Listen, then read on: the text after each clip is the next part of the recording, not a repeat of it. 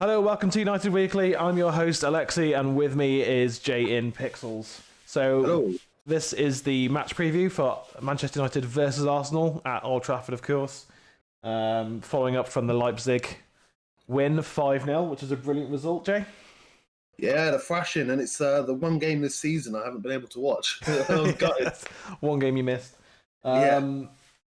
Although, you know, and again, before the subs were made, it was 1-0, and we were on top, but Yeah. Leipzig were causing us issues, and then Ole made those subs, and again, we took over the game. Rashford came on and scored a hat-trick. Absolutely on fire at the moment. I think he's just undroppable. Yeah. I think the main talking point, which is the main talking point going around everywhere at the moment, is the formation. What formation are we going to pick? Obviously, we're going to get into our preferred lineups and score predictions later. But let's just start off with what's the best formation against Arsenal, in your opinion? Has to be the diamond. Yeah.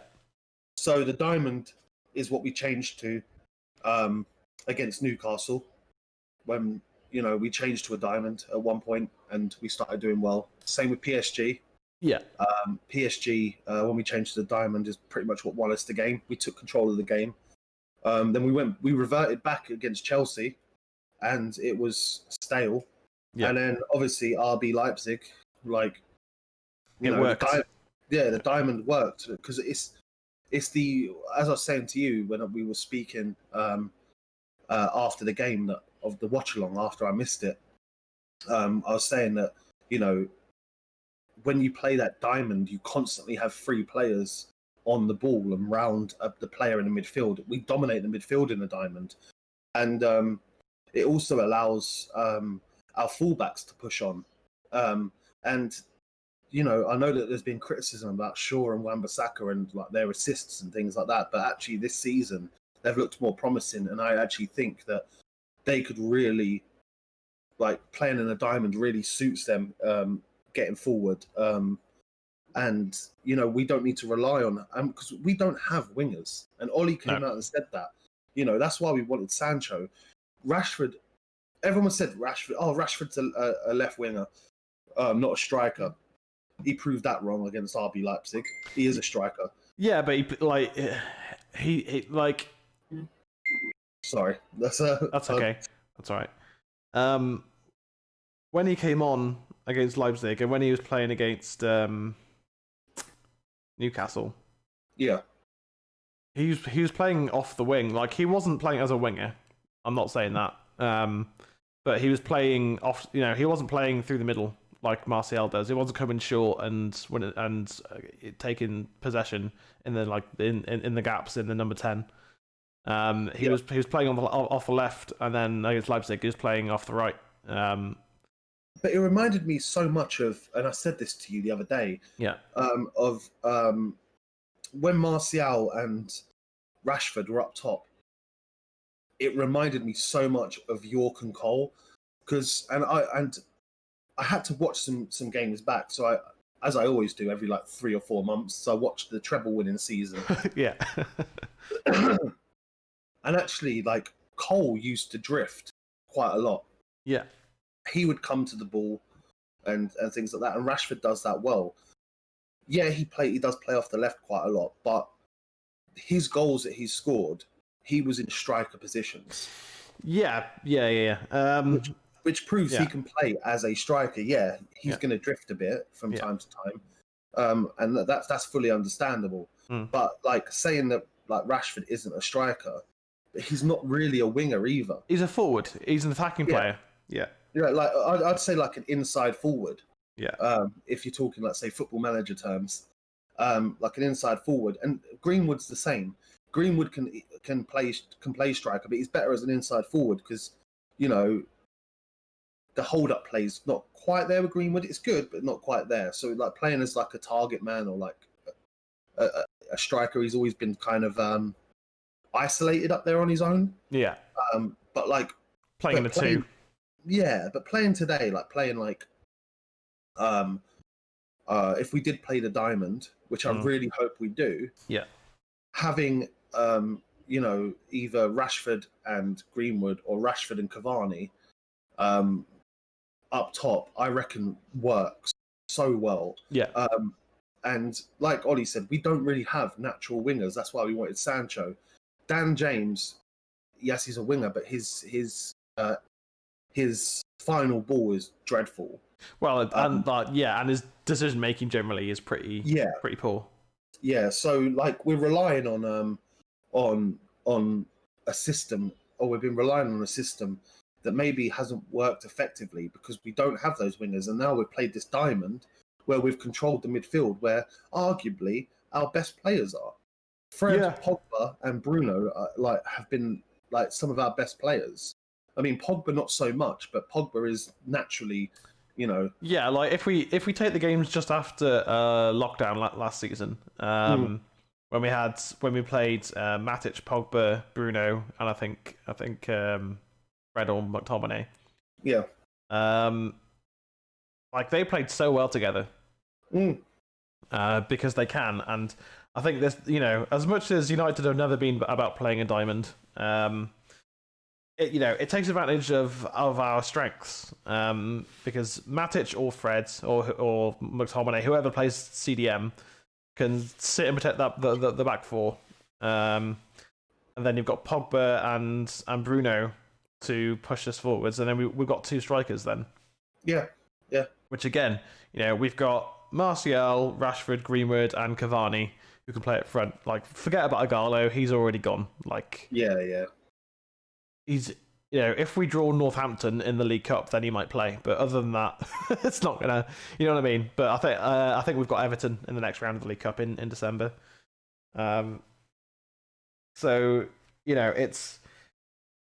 we've got 4 strikers and we've got 100 midfielders. So playing more midfielders makes sense because we don't have any wingers. Rashford can play there. Martial can. You could argue play Martial left, Rashford right, and Cavani through the middle, and that could work. But the diamond works. And neither Rashford nor Martial are natural wingers. I mean, Martial was when he was playing on the left was very good on the left hand side. Yeah, it was his trajectory. Yeah, has followed that of like Thierry Henry, who most people don't remember, started out as a left winger for Arsenal. Yeah, and for was it Marseille he was with before Arsenal? I think so. I can't remember who he was with, but he was always a left winger, and then he became a striker. And Anthony Martial's following those same footsteps. And admittedly, he hasn't done as much as Henry has done. No, but he's still young, so there's still time. Yeah, and also Cristiano. He was a winger for United. Yeah, 99.9% of the games that he played, he was on the wing.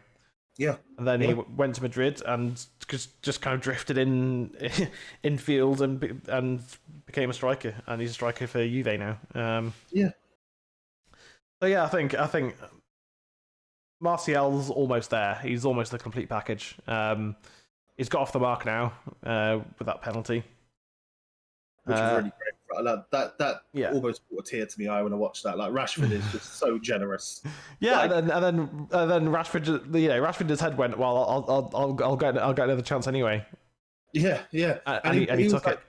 If I can help boost a teammate, get him off the mark, that will help in the long run. Like he's thinking about the future, not the present. Even if he wouldn't have got that goal, like we would have still been winning 4-0, and that's all that matters. And exactly. He changed the game. Yeah, he did. So So our best formation against Arsenal. Well, I think our best formation going forwards is the diamond. And if Ollie reverts back, you just kind of sit there going, "What are we doing?" Like, even if we win with that formation today, which we could.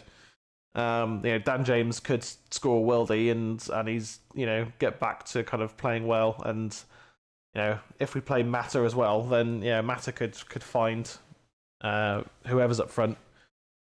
And we could win 1-0, but I just think that's too pacey for Mata, if I'm honest.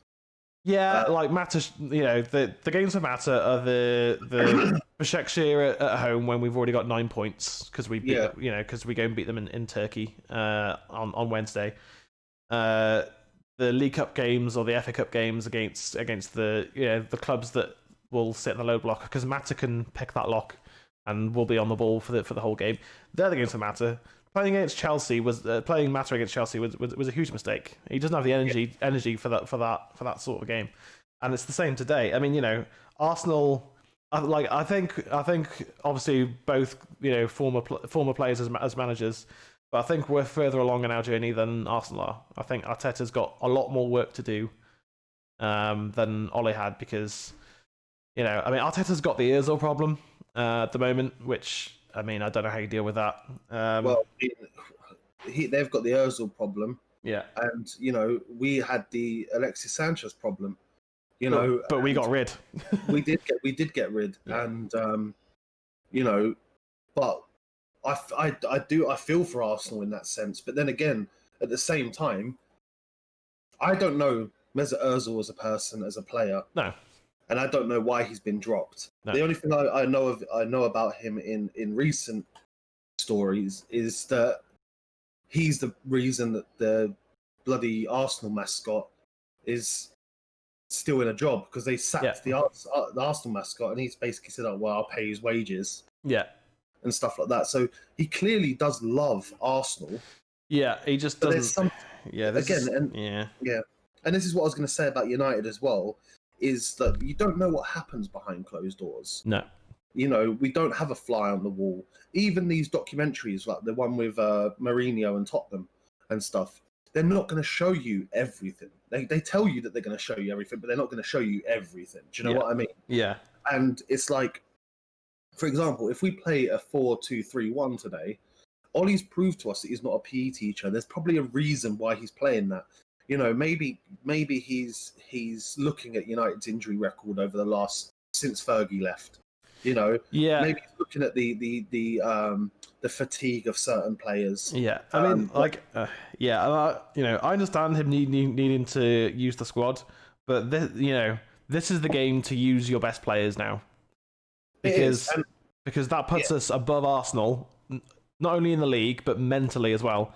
It's like a draw is a bad result for us against Arsenal, and a draw is a loss to me.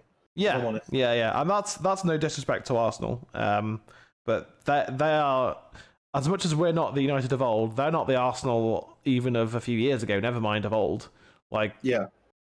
Aubameyang's currently not scoring, although I wouldn't read into that. He's just if he gets a chance against us today, he'll score.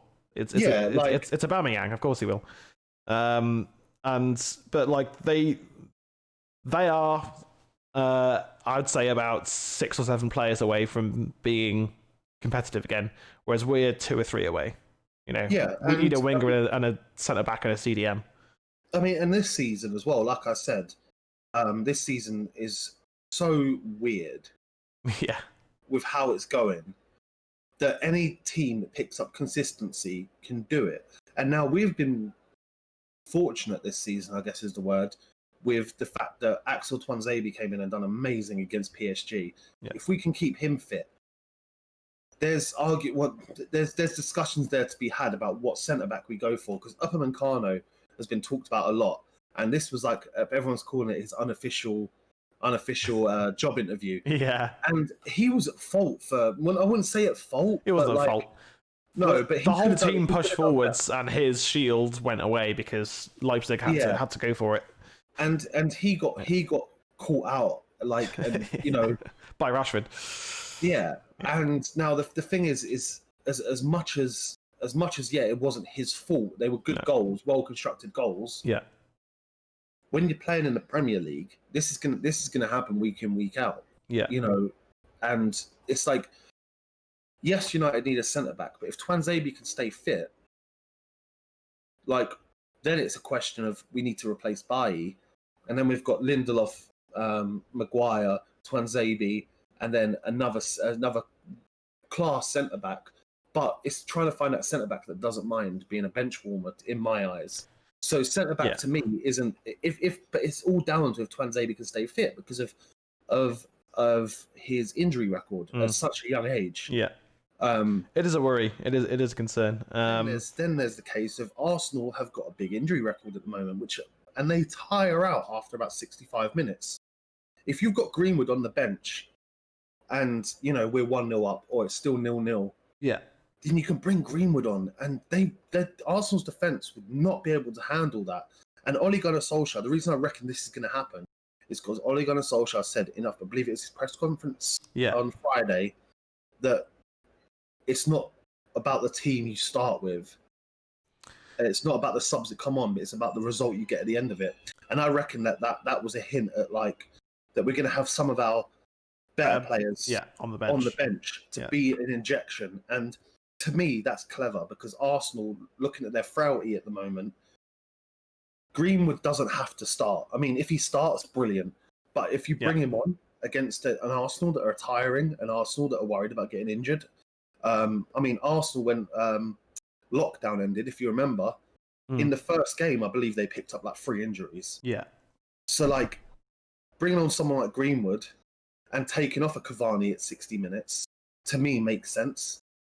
Yeah, I mean, I sort of agree and disagree with Ollie, because really you should go out to win a game from minute 1. Yeah, and that's the thing, is I think Cavani can still win the game.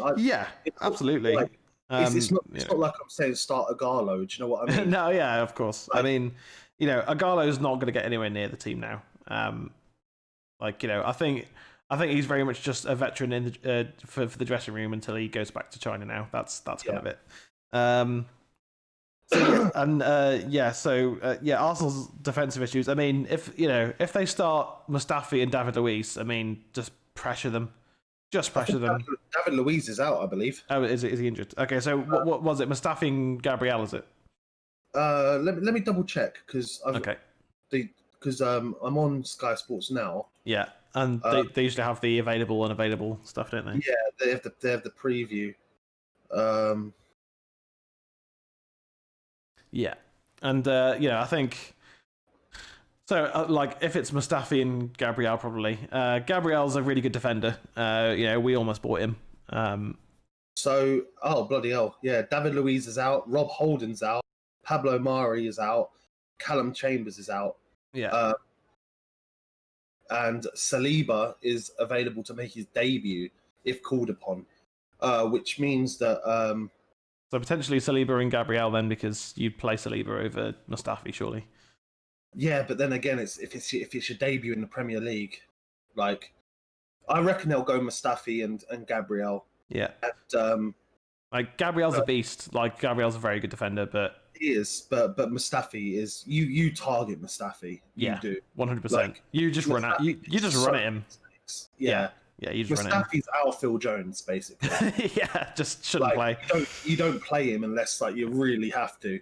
So as far as our centre-back partnership goes, I would love to see Axel again. Mm-hmm. I think Axel and Maguire, because I think the one thing Maguire has over Lindelof is his height and his presence in the box. Yeah, I mean, and especially now he scored this season as well, and a good goal at that. Yeah, Maguire's aerial abilities are superior, but if you take that away, they're the same defender. And I mean, Lindelof defensively, it's been one of our against Chelsea was probably one of our man of the matches. Yeah, he was very good, and and against Leipzig, I think. I mean, one of the fan channels that I watched, and I think we can both guess who we're talking about. Sort of said that Maguire didn't look comfortable on the ball, and I started thinking, did I just watch the same game? Because I thought Maguire looked fine on the ball. Yeah, he did. He brought it out from the back all the time. Yeah, I did not see Maguire looking uncomfortable. No. Not once, actually, I can think of. And if it was, it might have been just an unlucky mistimed pass. But even then, not mistimed pass, mistimed touch. But even then, I don't even remember that. But to me, if I see Lindelof and Maguire starting now, I don't feel as nervous as I did, say. Well, no, because they've got whoever's sat in front of them now, which means they're protected. And the diamond helps that so much. It does, because Fred and Pogba can drop back to help out Wan-Bissaka and Shaw as well, which Well, eventually on this channel, I'm going to set up a tactics board. Do you know how they have on Sky Sports where you can move things around. Yeah. Because I'd really like if I had that right now, really Yeah. want to show it about how the diamond works so effectively. Yeah. And so the RB Leipzig game, I found extended highlights that were about 50 minutes long. Yeah.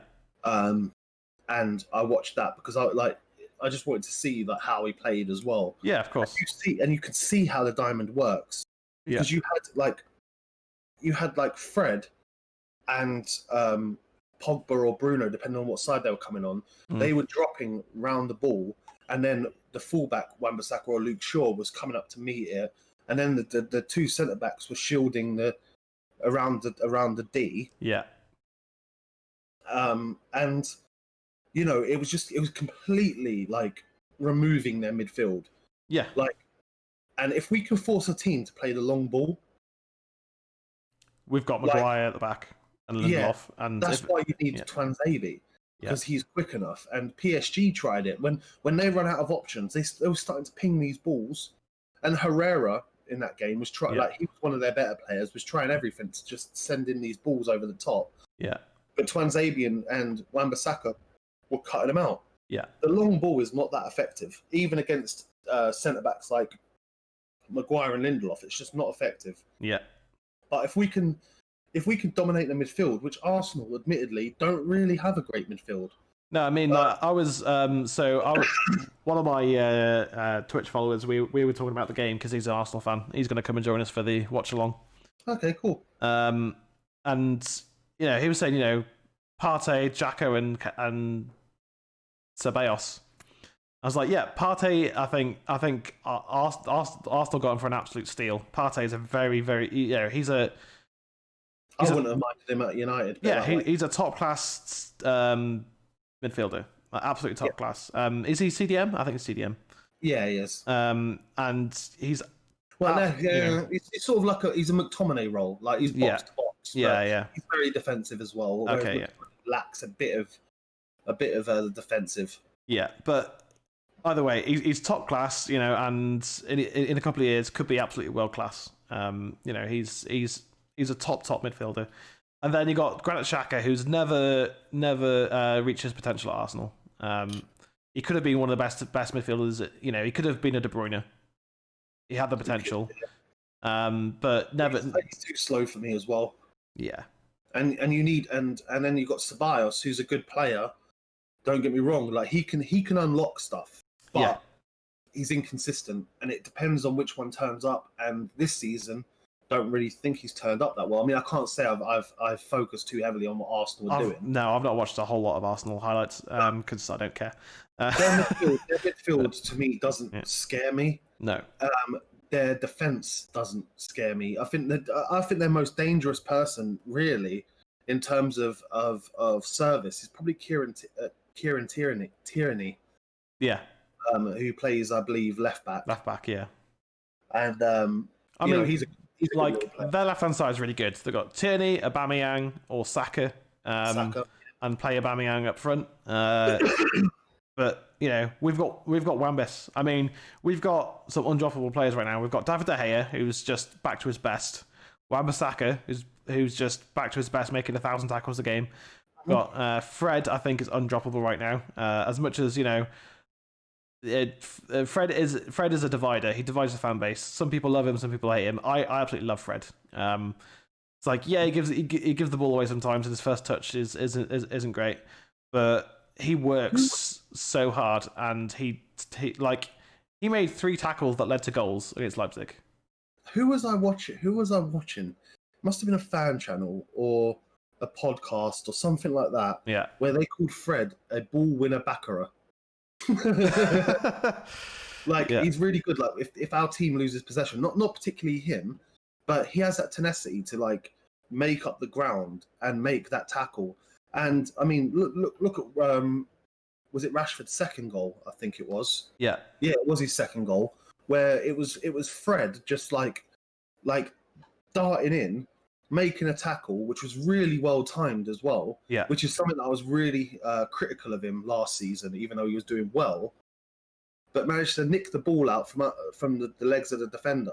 Yeah, and set up a chance, because that's what we need. Like, United have always had a tenacious midfielder in some senses. Yeah. Now you could argue Paul Scholes was terrible at tackling, so you wouldn't want him trying to. No. But like Roy Keane was very tenacious. If he lost the ball, you know, he would fight. He would fight for it, and yeah, even if we conceded, he would be in defence, being like, "All right, I need to rectify my wrong." Yeah. And we don't have that we haven't had that from a lot of players. McTominay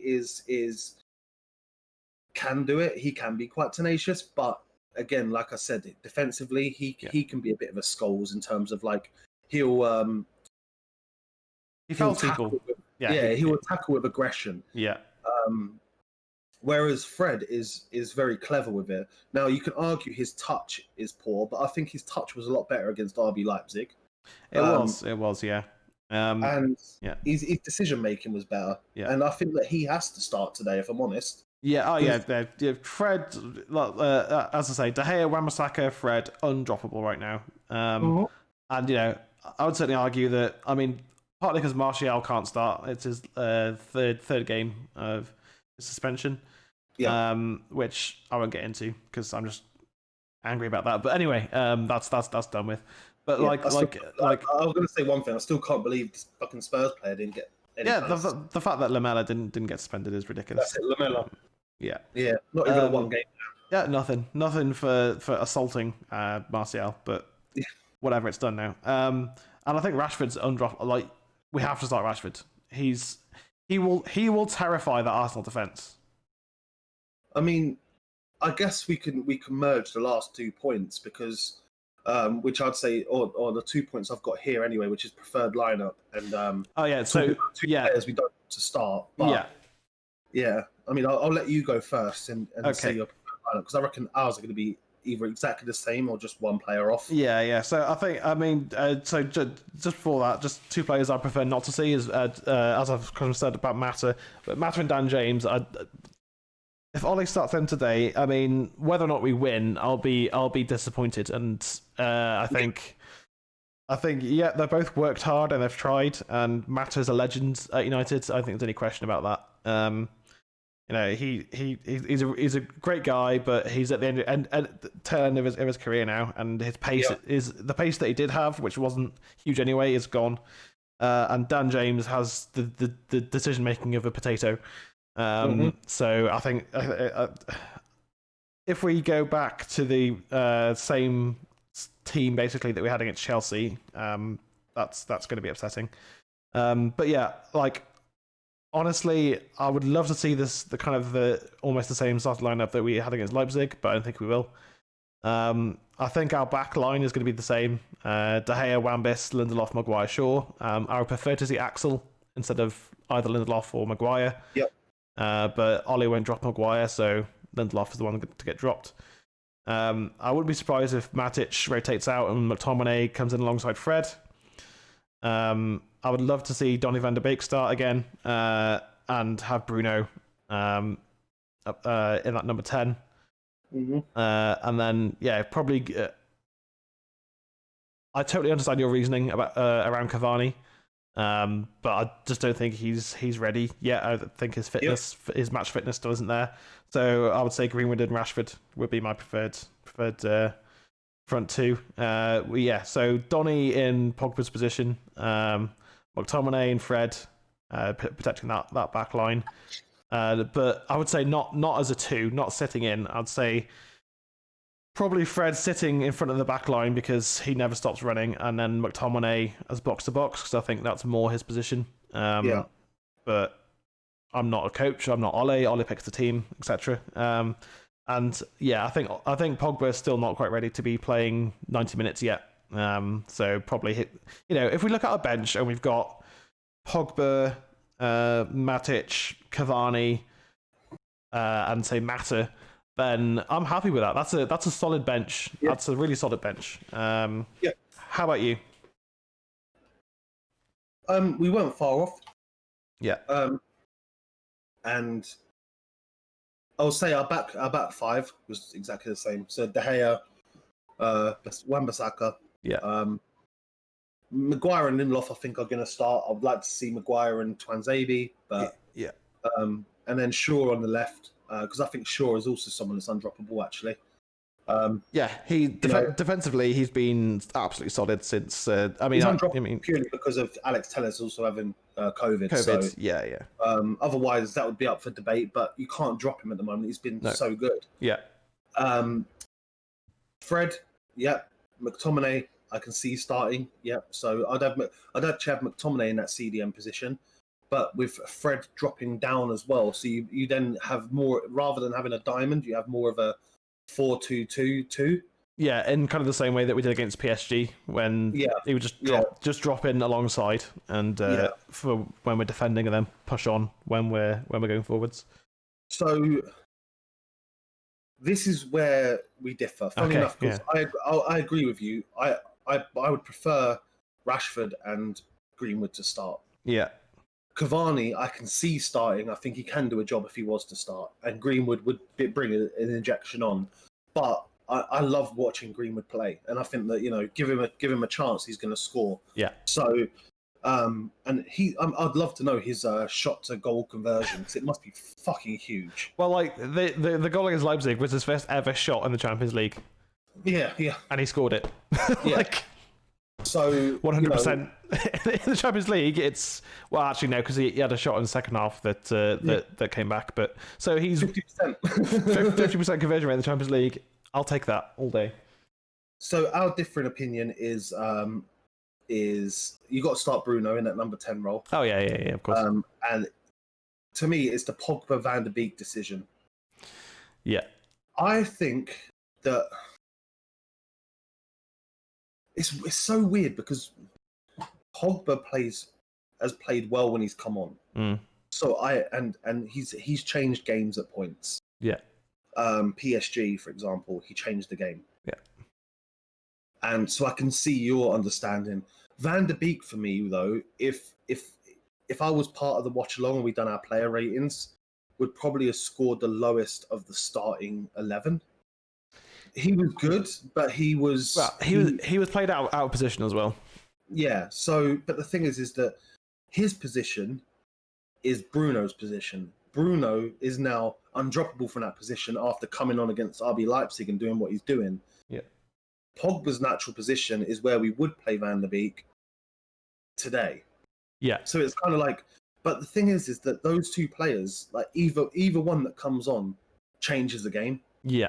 And actually, I think, and this might be controversial. Okay, for it. But this season, I think both of them are better coming off the bench as almost like super subs than they are when they start.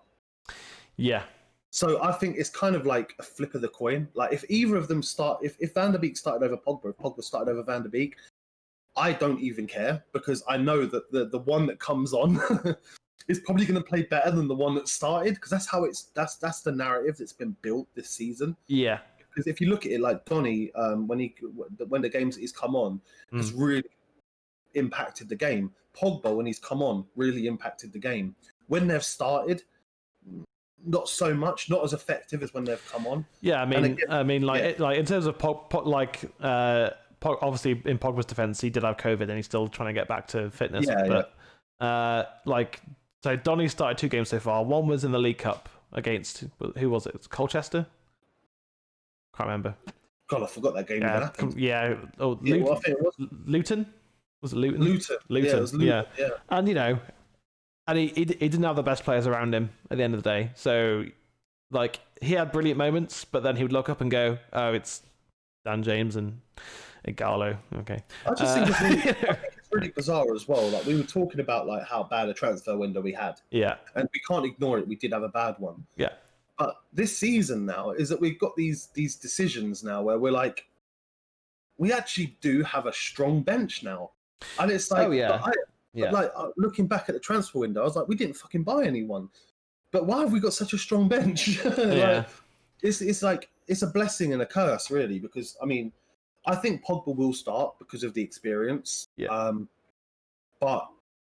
Well, I mean, it's helped that Fred and McTominay have come back to better form. I mean, McTominay is up and down. I mean, honestly, he came on against Leipzig for Matic, and my live reaction was, "What are we doing?" And then he had a good game.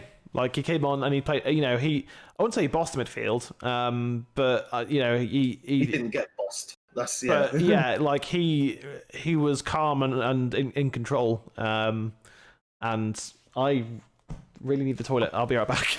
No, I'm just going to say something about McTominay anyway. One thing I will say, guys, about McTominay is that what worries me is his first 20 minutes of a game. He can make reckless challenges, and you don't want to be picking up a yellow card against Arsenal in the first 20 minutes because, as you know, it's a fiery affair, quite a fiery exchange, and Matic is a lot of a cooler head, so maybe starting Matic over McTominay, bringing McTominay on is probably not a bad idea because what you don't want to do is go down to like 10 men against Arsenal. It would be really detrimental. But McTominay was also really good when he came on against Leipzig. So it's up for debate which one you want to do. I also, I think that Fred and McTominay have a really good partnership together at the moment. Excuse me, which is definitely a positive. And yeah, I can only see that being a positive. But having Matic play there wouldn't be a bad thing either. Absolutely. I was just saying as well, like the reason that like maybe you'd start Matic over McTominay is because it is the Arsenal game. Everyone's fired up. The one thing you don't want to do is in the first 20 minutes get a yellow card, which McTominay is very capable of doing. So having a calmer head to start the game might not be a bad idea. Yeah, I mean, Matic was the conductor in the defense against Leipzig. He was very commanding and ran the show. He ran the show. Yeah. And then Bruno came on and ran the show in attack. And that's like our best team is something that is up for debate. Obviously, Martial and Rashford up front would be ideal. Bruno, Pogba, Fred, Matic, De Gea, Wan-Bissaka, Axel, Maguire, and Telles would be our ideal starting 11 in any game. And I reckon that's a league-winning team. In this season, yeah. I reckon that's a league. Honestly, I reckon that's a league-winning team in any season. If I'm honest, because then you've got to think of the likes of we've got Greenwood on the bench, got Van der Beek on the bench, got Cavani on the bench, got Luke Shaw on the bench, got McTominay on the bench. That's fucking 5 players. That I like. Honestly, I reckon that this season, if we can just get consistency, because don't get me wrong, right? When after that that 6-1 against Spurs, I know how big these games were because we had Newcastle, we had Chelsea, we had PSG, we had Leipzig, we had Arsenal. 5 big games. If you'd have asked me before then, or after that Spurs game, how many of those can we win? I would have probably said, right, I think we can definitely beat Newcastle. Yeah. I think we could probably get something from Arsenal. I reckon we're going to lose against PSG, we're going to lose against Chelsea, and we're going to probably draw against Leipzig. That's the way I would have called it. Yeah. Instead, we beat Newcastle, we beat PSG, we beat Leipzig, we drew against Chelsea. We've dropped 2 points so far in those games. Yeah. It's been a massive turnaround. If we can beat Arsenal, and then and then Everton next week. And then Everton next week. Now Everton look good, but then again, they picked up some injuries now, haven't they? They picked up some injuries, and James is out for one. They picked up some injuries, and they drew against Liverpool, which was to be honest with you, if you remember, that was controversial. Yeah, it was. With the Henderson goal, they should have actually lost that. So my score prediction is 2-0 to United. Is that dependent on the formation? No. Okay. Because I don't see Arsenal breaking us down well enough. Because if Chelsea can't, I don't see Arsenal being able to. No, because Arsenal will come and sit, just like Chelsea did. Because they don't need to attack us; they just need to counter-attack us. So I can't see them. I can't see them scoring unless through an error or bad positioning, just poor defending, But then, if we do start 4-2-3-1, is that we might do what we did against PSG and revert to the diamond in the second half, or switch to the diamond in the second half, and then I can see us getting a couple of goals. I see us winning 2-0, but I also think this game has the setup for a big scoreline. Yeah, I mean, I said on Twitch last night that I was going to predict 3-0, and I said that, so I'll stick by that. I just think we'll have too much for them. I think that I honestly can see this being a high-scoring game. I can see this being like a 6-1 or a 5-1. It's been that kind of season. It's been that kind of season. It has. It's been that kind of season. But Arsenal defensively do not scare me. Arsenal defensively are a team that if they sit back, I don't think we need the counter-attack to beat them. No, well, they're going to be. I think Arsenal will be the ones playing the counter-attack football because they'll be scared of our front line. I mean, if the team sheet goes out and we've played Dan James and Mata, they go, "Oh, that's not so bad." You know, we can keep. All we've got to do. Mata's got no pace. All we need to do is close him down, and we're good. Yeah. And Dan James, just like show him to the corner. He won't do anything with it, or show him inside. He's got no decision making. Easy, win the ball off him. Off you go. His pace is scary, but he doesn't do anything with it. He's Roadrunner. He just runs, and that's it. Does nothing else with it. That's why I don't want to see Mata and James anywhere near the starting lineup. Yeah, Mata off the bench, sure. You know what I mean? If we've got the ball for an hour, Arsenal sitting in low block and it's 0-0, then bring Mata in because he'll unlock the defence. I tell you what, there has been a team leak for United. Go on. And it was in the Express this morning. Yeah. Which is fairly like they've got a few leaks right in the past. Yeah. And I tell you what, I'm actually not hating it. It is the 4-2-3-1. Right. But it's De Gea, Wan-Bissaka, Maguire, Tuanzebe, Shaw, Fred and Pogba sitting in the deep lying roles. Yeah. Greenwood, Fernandes, Rashford, and then Cavani up top. I'll take that. I don't hate that. To me, that's a positive team. Because Greenwood can play off the right. Hang on. As well, and it's clever. Hang on. It froze up for a sec. Do you want to start that point again that you just made? With that team in mind, and this is why Ole Gunnar Solskjaer isn't a PE teacher. Yeah. Because with that team set up, it's really easy for us to switch to the diamond because what you can do is you can put Rashford up top with Cavani. Yeah. Bring Pogba up and bring Fernandes down so they're playing the CM roles. Drop Greenwood into that that number 10 role, which he can also play. Or take Greenwood off and bring on Donny. Van de Beek, yeah, and he can do that. Donny can sit alongside Pogba.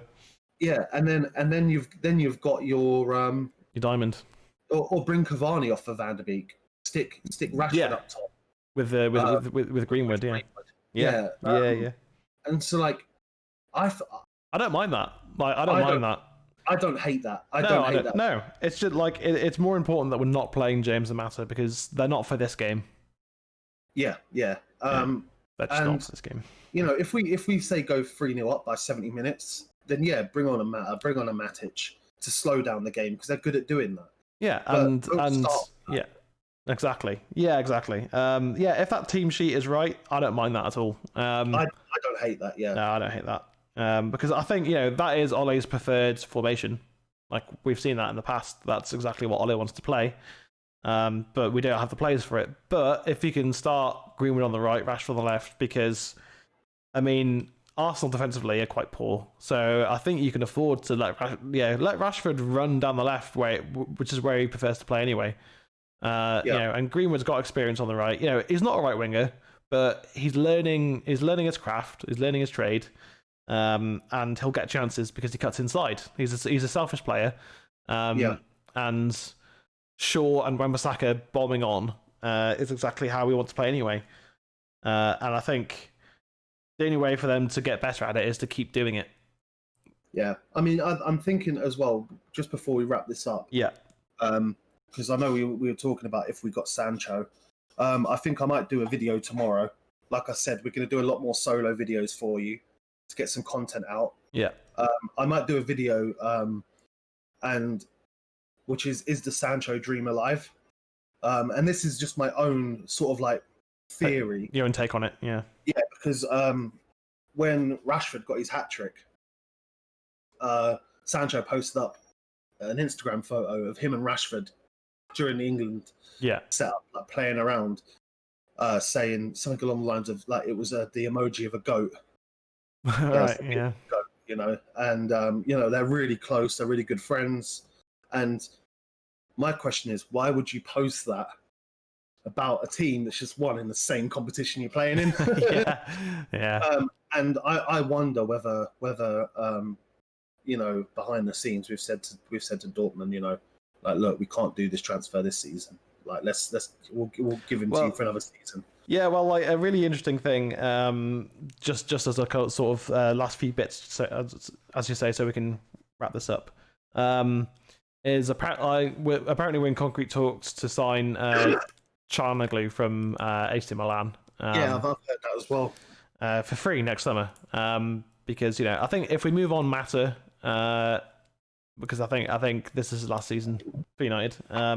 Yeah. Then that, you know, he's quicker than Mata. I mean, so am I. You know, So am I. He's quicker than Mata. He's what? He'll be 28. But you know, by next summer. So he's experienced. He's quality on the ball. I mean, he doesn't have Mata's footballing brain, but few players do. Mata's footballing brain is just world class. And his like Challenger's free kicks are Ronaldo-esque. Like he's consistently smashing it over the wall in the style of Ronaldo. He's got the technique down. I think he'll be a quality signing. He's not a replacement for Sancho. No, but yeah, I'll let you do your Sancho video because I think like I don't know. There's a lot of our views that aren't quite the same. Like we don't always line up on our views, do we? So no, and that's the thing, and that's okay. Yeah, that's fine. You know, we're respectful of each other's views. Like yeah. You know, I'm not gonna like start like being like but like you know, I just again I always say this: behind closed doors, we don't know what's gone on. Yeah. You know, and. I mean, like, if I was Sancho, I would feel disrespected. But yeah, what I was going to say is if COVID hadn't happened, then Pogba would be wearing a Madrid shirt right now. Like, that's a known fact. And we'd have Sancho. Like, we would have bought Sancho. No problem. We would have gone, here's the money, done. Like, at the start of the summer, we'd have bought him straight away. I think the big issue is we didn't sell players fast enough. Well, I think again, I think COVID maybe played a part in that because the clubs that maybe would have got those players in have gone. We can't afford their wages, and that's it. So thank you, but no thank you. But you know, the fact that we've still got Rojo and Jones, I mean, they're never going to play for United again. No, I mean, if they wanted to play football and didn't really care about money as they're supposed to, then they would have terminated their contracts by mutual consent and made their way. But I mean, there's still a chance, I believe, that Rojo can move on, if I'm not mistaken. Yeah, I think he's been in talks with a couple of clubs. Which would just be a free transfer, and we just negate his contract by mutual consent. Yeah, and but no one wants Phil Jones.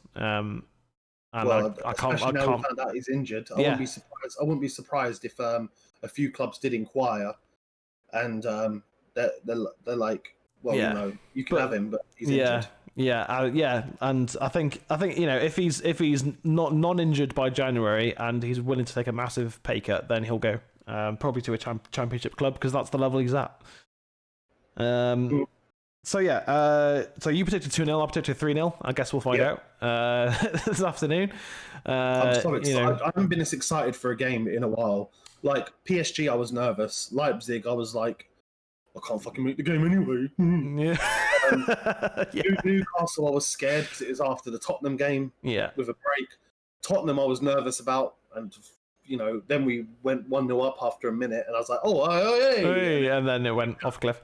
The Chelsea game, I was half and half about because it's Chelsea and the four players that they've got, and then the team sheets went out, and I just sort of kind of sat there and thought our attack isn't very good, and Chelsea going forwards are just inconsistent. So if I'm honest, and I think this should be the last point because we do have to, keep the video somewhat short. Yeah. I don't like the whole term PE teacher. I think that's bad. But if anyone's a PE teacher out of the new managers, to me it would be Lampard. Like, I don't understand. Like, don't get me wrong, they won yesterday. They've had a couple of good results, but to me they're so inconsistent with the amount of money they've spent. If we had that coffer of money to spend on players, well, we do, but we didn't spend it. Yeah, we didn't spend it. Yeah, exactly. But if we had if the Glazers had said just go out and spend what you want, we'll foot the bill, whatever. I think Ollie, is really intelligent. Yeah. And I think that he is a man manager. To me, Lampard is a man manager, but he doesn't have the same respect to say like an Ollie does. I know that they're both on the Champions League and stuff. Yeah. And for the clubs that they're managing and all of this, but to me, like Ole Gunnar Solskjaer, Ollie's got way more experience at being a manager. To me, Solskjaer's the one manager that, I think that if we beat Arsenal today, and we can get a run of consistency up till Christmas, I don't see how we can sack him anytime soon. Because don't get me wrong, right? We've had some bad results, like the Spurs game and stuff. But so have Liverpool and Chelsea and City. I mean, but to me, since we've had Solskjaer, we have played the football that our fans have been dying for since Fergie left. And I don't understand these people that are still Ollie out. I just don't understand it. Because finished third last season. Yeah, I would when we finished second with under Mourinho, we didn't deserve second. Now you could argue we didn't deserve third, but at least we played exciting football. We got second under Mourinho by playing really negative football. And I remember that season was one of the seasons where, usually I watch every United game. Yeah. Every United game. Like, I might miss them because of like work or stuff, but usually every one, if I can make it, I'll watch it. And I remember that season I remember like on some Sundays where I was just like, I've got work next day, I might just take a nap, or fall asleep while watching it. Because it didn't interest me. Yeah. Now we're going into a game against Arsenal, and I'm not scared. I'm excited. I'm like seeing how this United team plays. Yeah. Since we come back from the international break, the only goals we've conceded, we've scored. So Martial's own goal, wasn't it? Yeah. Martial and Luke Shaw's against Newcastle. Oh yeah, that's right. Yeah. And that to me is a really, really important point. Like, no one's broken us down. We've scored own goals. I think right now, no matter what team we played today, whether it was Liverpool, whether it was Man City, I mean, don't get me wrong, I would have loved it to have been Liverpool this week because of their defensive crisis. They've lost Van Dijk and now Fabinho as well. Though that being said, and we are getting off topic, but because we haven't done a video together for a while, I don't mind if this is a bit longer. Because talking about other teams is important. I did watch the Liverpool game yesterday. Yeah. Because as you know, a lot of my family are West Ham fans. Yeah. And West Ham were a little bit unlucky. But I tell you what, that young defender that came in for his debut, Phillips? Yeah, Phillips, yeah. Was phenomenal. Yeah. He played really, really well. Like he'd been given his chance and he fucking took it. Yeah. Well, Liverpool's youth academy, now and again, just turns out an absolute superstar. Oh yeah. I mean, like Trent. They've got one of the best academies going alongside, I would even say, us. Yeah. Oh you yeah, know. yeah. But yeah, I mean, Liverpool were, I wouldn't say lucky to win. They dominated the game. But, you know, for me, Diogo Jota should be starting ahead of Firmino for them. But, you know, I would have taken Jota at United, to be honest with you. Yeah. You know, I really wanted Raul Jimenez, to be honest with you.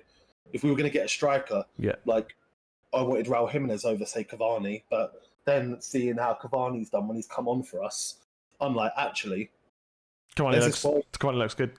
Yeah. he looks good. And I think what we should do is, if you know, for everyone watching, we're going to be live streaming at 4:15 is when it starts, and then what we'll do is we'll do the watch along, and I think maybe after the game we'll do another video.